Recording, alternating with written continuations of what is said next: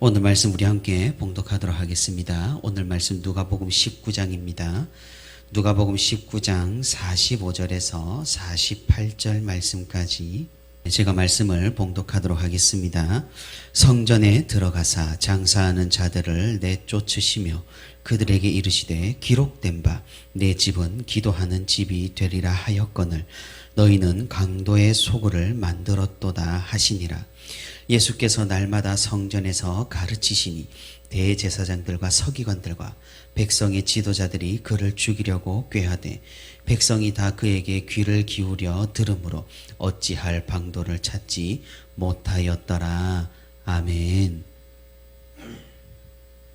오늘도 이렇게 주님과 함께 동행하기 위해 새벽 기도의 자리에 나온 우리 성도 여러분 진심으로 환영하고 또 축복합니다. 오늘 말씀을 듣는 가운데 또 기도하는 가운데 하나님의 크신 위로와 하나님의 크신 은혜가 우리 모든 성도 여러분들에게 있기를 기원하고 또 축복합니다. 성전이라는 것은 굉장히 특별한 곳입니다. 왜냐하면 우리가 이미 잘 알다시피 성전은 하나님께서 거하시는 이 땅의 장소이기 때문입니다. 하늘에 계신 하나님께서 친히 이 땅에 임하시고 그곳에서 다스리시며 우리에게 말씀하시는 장소이기 때문에 성전은 굉장히 특별합니다. 그렇기 때문에 이 성전을 중심으로 성경의 역사를 살펴보고 또 성전 중심으로 신학을 정리하는 것도 큰 의미가 있을 것입니다. 성경에 등장하는 최초의 성전이라고 할 만한 곳은 어디입니까? 바로 에덴 동산 선과 악을 알게 하는 나무입니다. 왜 그렇습니까? 선악을 알게 하는 나무의 역할이 바로 하나님의 통치이기 때문입니다. 인간에게 모든 것을 허락하신 하나님께서 유일하게 자신이 하나님이고 사람이 피조물인 것을 알게 하신 장소이기 때문입니다. 하나님께서는 그곳에서 거니시고 그 나무를 통하여서 사람을 통치하셨습니다. 이 최초의 성전은 우리 사람의 타락으로 인해서 우리에게서 사라졌습니다. 참으로 안타까운 일이었습니다. 역사 가운데 두 번째로 하나님께서 이 땅에 거하셨던 장소가 어디입니까? 그것은 바로 성막입니다. 모세와 이스라엘 백성들이 하나님의 명령대로 만든 천막입니다. 그곳에서 본격적으로 규격과 재질과 구체적인 사이즈가 등장하기 시작합니다. 특별히 성막 중에 성소 그리고 더 안쪽으로 지성소에 하나님께서 거하신다고 친히 말씀을 하셨습니다. 그곳에는 언약궤가 있었고 또 성소에는 하나님께 드리는 제물이 상시 놓여져 있었습니다. 하나님께서는 이 성막을 중심으로 이스라엘 백성들과 함께 하셨고 불기둥과 구름 기둥도 이 성막으로부터 나왔습니다. 시간이 지나 이스라엘 백성들이 가나안 땅에 정착을 하게 됩니다. 이제는 천막이 아니라 건물로 하나님께서는 그 거처를 옮기셨습니다. 그곳이 바로 성전입니다. 솔로몬이 지은 최초의 성전, 예루살렘 성전입니다. 성막과 성전을 다 지었을 때 하나님의 영광이 구름처럼 가득하여 제사장들이 능히 섬길 수 없었다는 그런 말씀이 성경에 등장을 합니다. 하나님께서는 분명히 이 성전에 거하셨습니다. 그리고 하나님께서는 이 성전을 기도하는 장소, 백성들의 기도와 간구를 듣는 장소로 활용을 하셨습니다. 예루살렘 성전이 이토록 큰 의미를 가지고 큰 영광을 나타냈지만 그 역사는 그리 녹록지 않았습니다.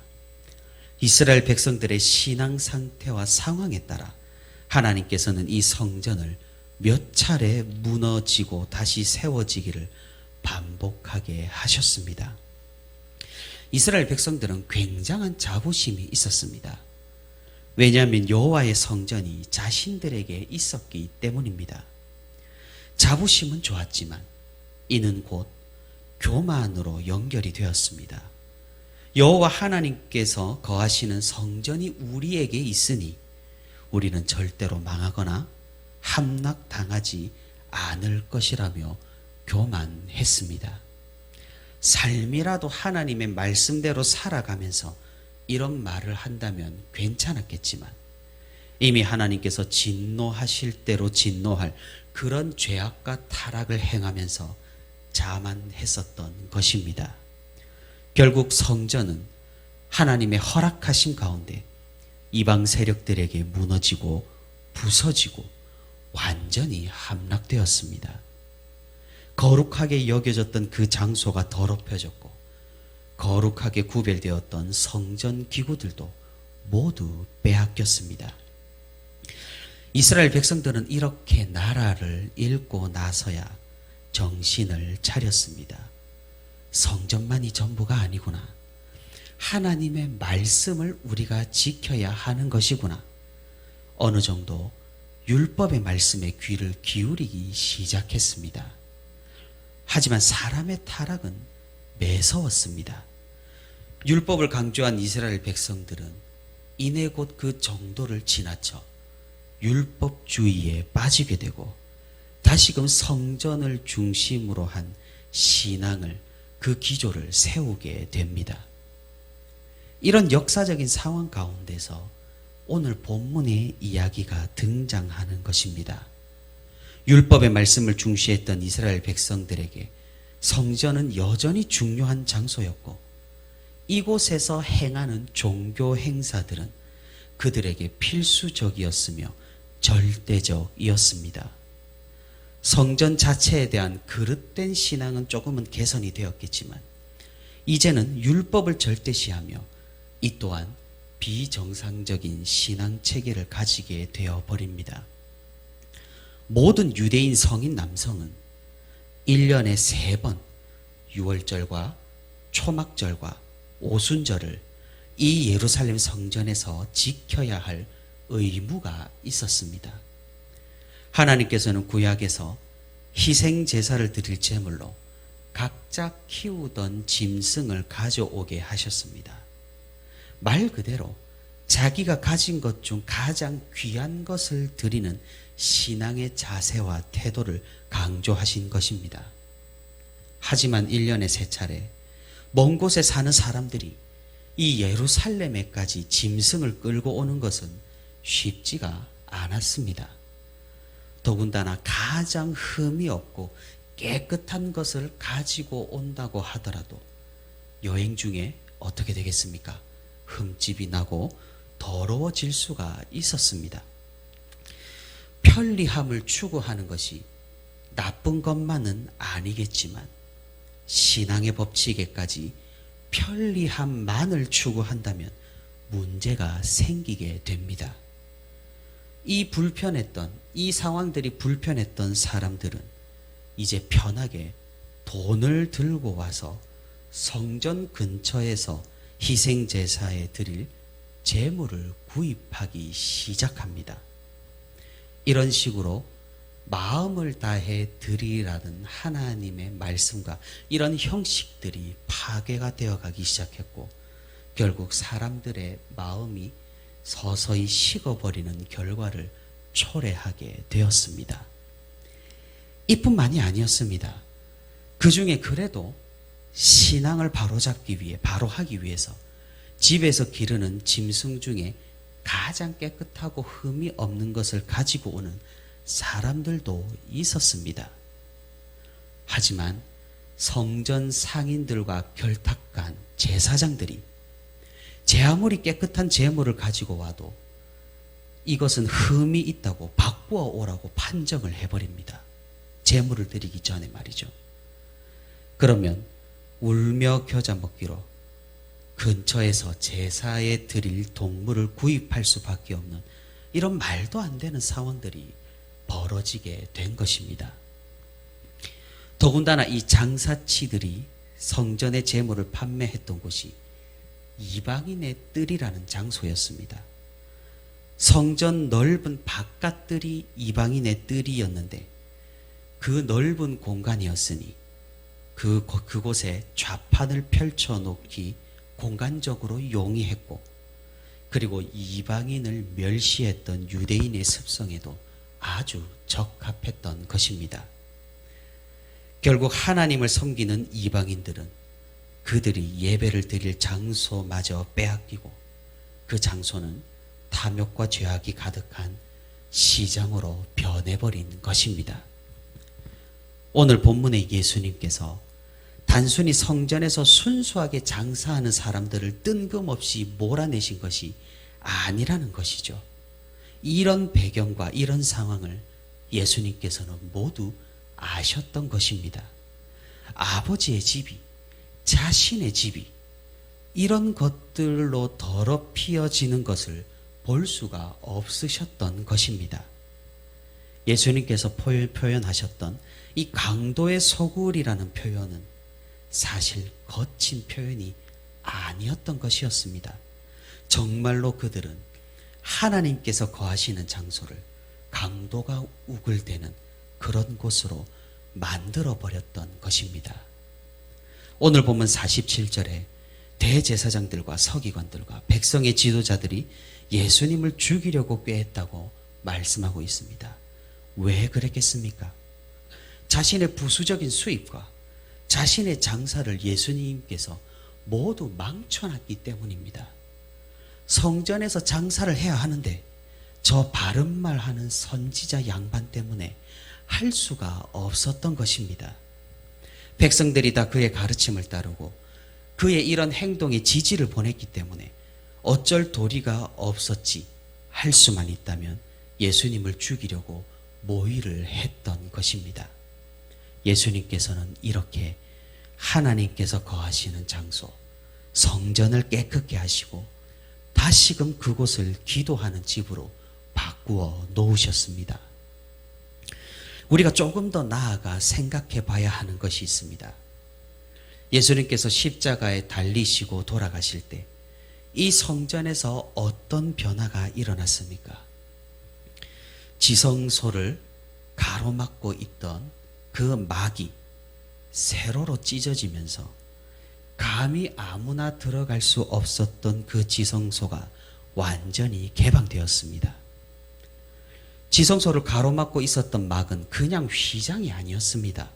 15m나 되는 높이에다가 초대 유대 전통에 따르면 이 휘장의 두께가 10cm 정도였다고 합니다. 두께가요.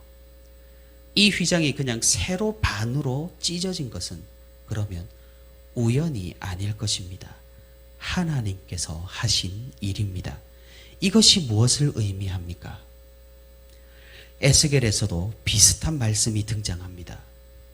구름과 같은 하나님의 영광이 성전에 있다가 성전을 떠나서 이스라엘 백성들이 있는 바벨론 동쪽으로 향합니다. 에스겔은 이 환상을 보았습니다. 이스라엘 백성들은 성전에만 하나님이 계신다고 여겼습니다. 하지만 하나님께서는 그런 공간의 제약적인 분이 아니셨다는 것이죠.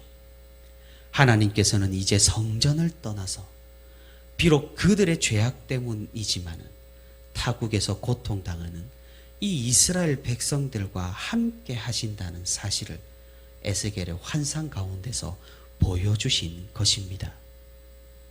예수 그리스도께서 죽으실 때 지성소 휘장이 찢어진 사건은 더 이상 하나님께서 그곳에 그 공간적인 장소에 계시지 않는다는 것을 의미합니다.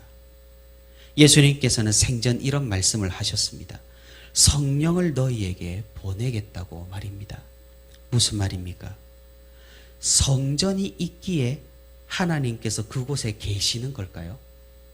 아니면 하나님이 그곳에 계시기 때문에 그곳이 성전이 되는 걸까요? 후자일 겁니다. 선악을 알게 하는 나무가 성전은 아닙니다. 하지만 하나님께서 그곳에 거니시고 그곳에서 통치하셨으니 그곳이 성전이 되는 것이죠. 마찬가지죠. 지성소 휘장이 찢어지고 이제 성령 하나님께서 우리 각자 마음에 임하셨습니다.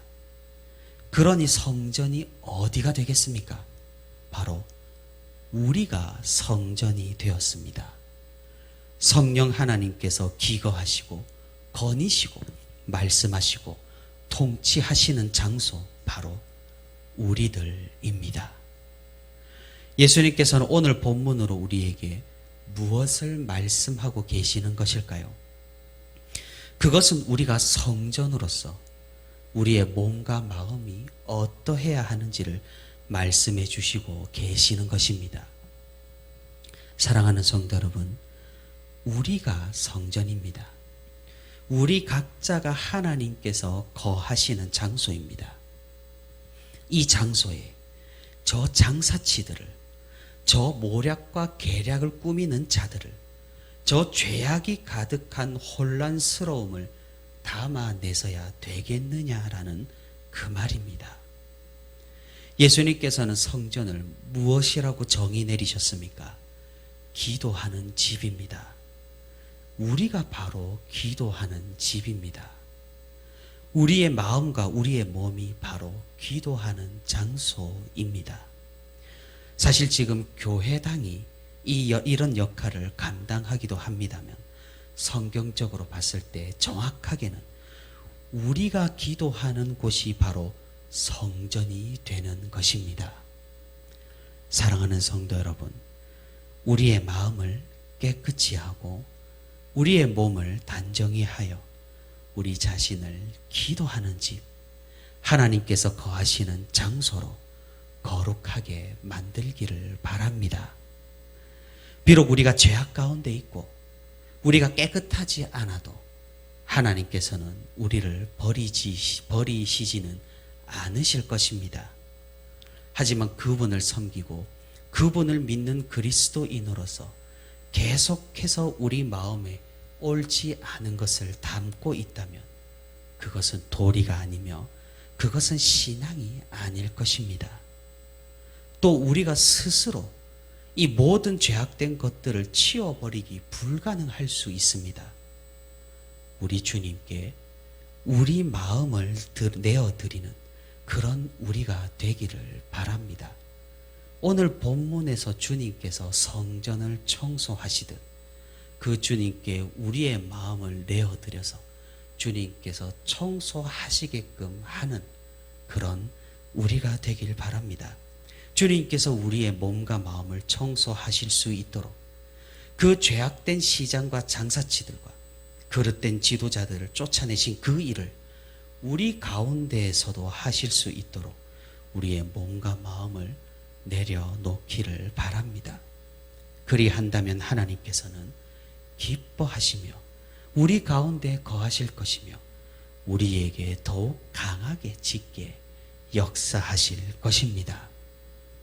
주님께 우리의 모든 것을 내어드려 그분으로 인해 우리가 거룩해지고 하나님께서 거하시는 성전으로서 우리가 이 땅 가운데 거룩하게 살아가는 저와 우리 부천시민교회의 모든 성도가 되기를 소망합니다.